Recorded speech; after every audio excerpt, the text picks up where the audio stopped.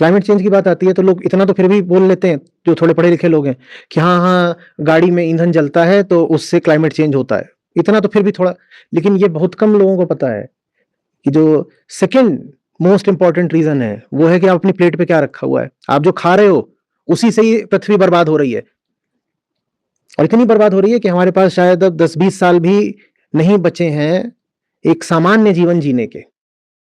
आप अगर यूएन से पूछोगे या बड़े साइंटिस्ट से पूछोगे तो वो कहते हैं कि शायद अब आखिरी 2 साल हैं जिसमें आप कुछ कर भी सकते हो इस क्राइसिस को मिटिगेट करने के लिए। उसको अब आप रिवर्स नहीं कर सकते, पर जहां है वहां भी रोकने के लिए बस 2 ही साल बचे हैं, और कुछ कहते हैं कि वो 2 साल भी अब नहीं बचे हैं।